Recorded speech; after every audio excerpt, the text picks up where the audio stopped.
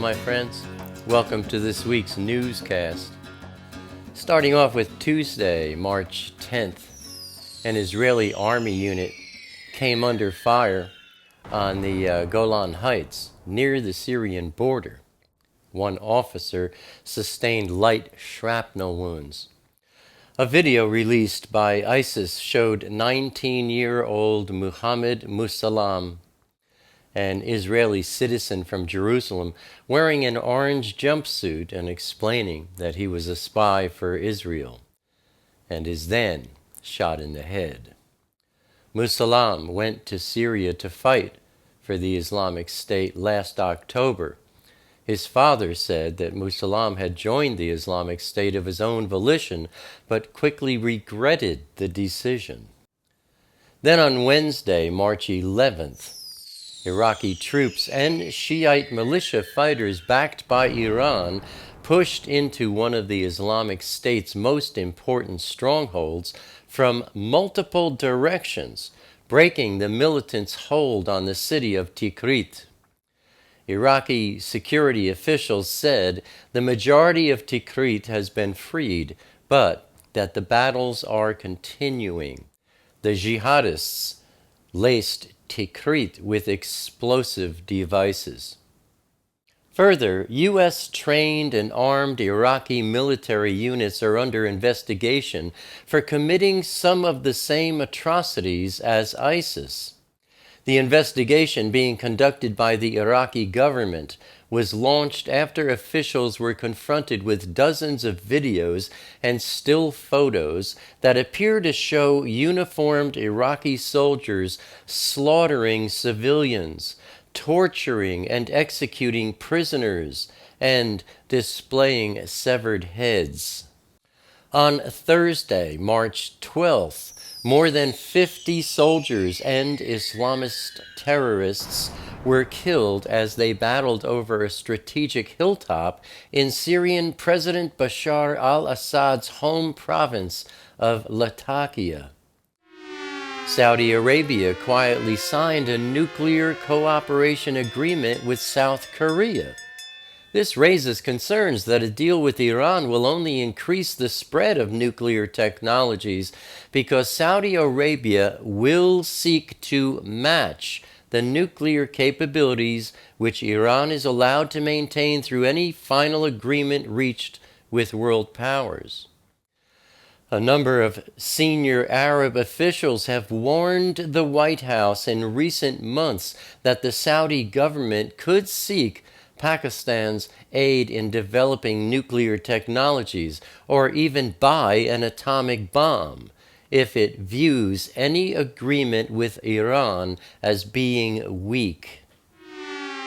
Hamas drones reportedly flew out of Gaza and into Egyptian airspace above Sinai several times last week. The UAVs penetrated as far as some 50 kilometers from the Egypt-Gaza border, and Egypt is not allowed to station anti-aircraft weapons in Sinai. Then researcher Z. Lee has watched Syria's civil war unfold through nighttime satellite imagery, as 83% of the country's lights have gone out. Lee said 97% of the lights in Aleppo, Syria's largest city, have gone out. Even the capital, Damascus, is 35% dimmer, and in Raqqa, the de facto capital of the Islamic State, 96% of the lights are out. Then Friday, March 13th, Iran and Hezbollah continued to gain a foothold in the Golan Heights. Combat operations are being conducted by the Iranian Revolutionary Guard Corps, with much of the attacking force composed of IRGC soldiers, Hezbollah fighters, and Shiite auxiliary forces from Iraq and Afghanistan. This position allows Iran to be close enough to Israel to no longer need long-range missiles to attack. The Golan is becoming the new front line, my friends. And further, tunnel and bunker construction in the Golan has been going on for a year now. Video footage filmed last week shows that Hamas is preparing for the next round of fighting against Israel by building fortifications near the Israel-Gaza border. Armed and masked Hamas fighters have been seen digging and setting up outposts as training facilities dozens of meters from the border fence. And then yesterday, Monday, March 16th, it was reported that Hamas has completed the reconstruction of its naval commando force consisting of dozens of trained divers in order to hit Israeli strategic sites in the Mediterranean Sea. Hamas seeks to target power plants, coal terminals, and gas rigs along the entire Israeli coast, as well as training its commandos for the mass murder of civilians and soldiers. Unlike Western societies, where people organize politically as individuals, in the Middle East, societies are based on groups, not on individuals. In the Middle East, people belong to groups, their extended family, their tribe, their religious denomination. So they are first and foremost a Muslim or a Jew or some kind of Christian, Maronite, Greek Orthodox, or Greek Catholic. If they are Muslim, there's a huge difference between being Sunni or Shiite, or something else like the Alawites or the Druze. This is something that is sorely misunderstood by Westerners, politically and militarily. As Iran expands its power throughout the Middle East, it seeks to redesign the political landscape in ways that enhance its leverage and that of its allies. No one is hindering Iran's efforts, and the United States has no intention of challenging Iran's sway in Iraq, Syria, and Lebanon. The days are gone when America's priority was to contain Iran in the region. The U.S. now seems to be in favor of a new regional order where Iran is given the choice role. And it seems very likely that Iran will seek to modify the political system to the advantage of the Shiite community led by Hezbollah.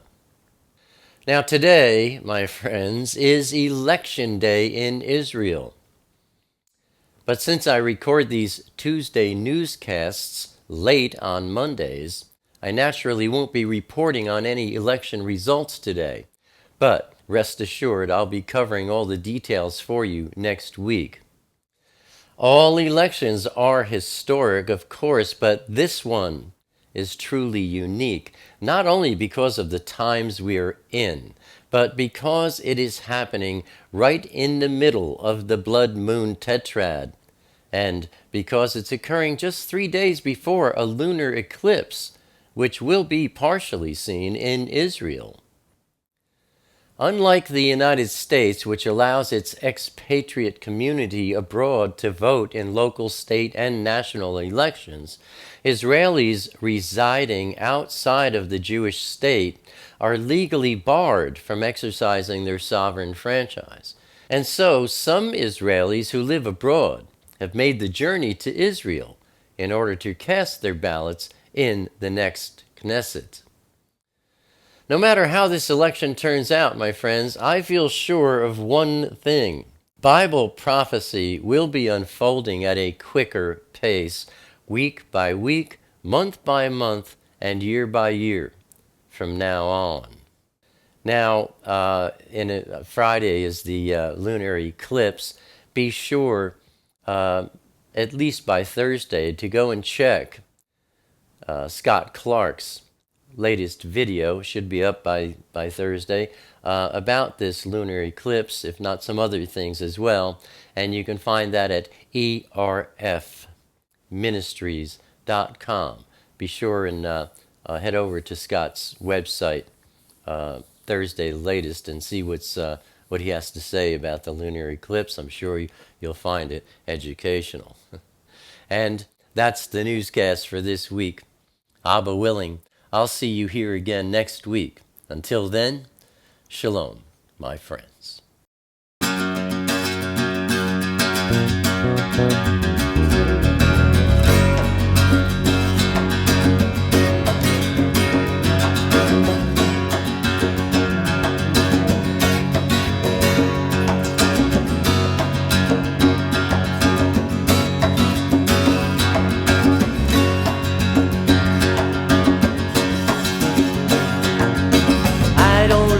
Crowded rooms, I need more space than I consume. Enough is time alone with you, underneath a naked moon, sharing confidential moods and making chatter. Mockingbird nocturnal sings notations of eternal things, entering the quantum breeze, flying not for want of wings. He lights his gaze on you and me, simply because we matter.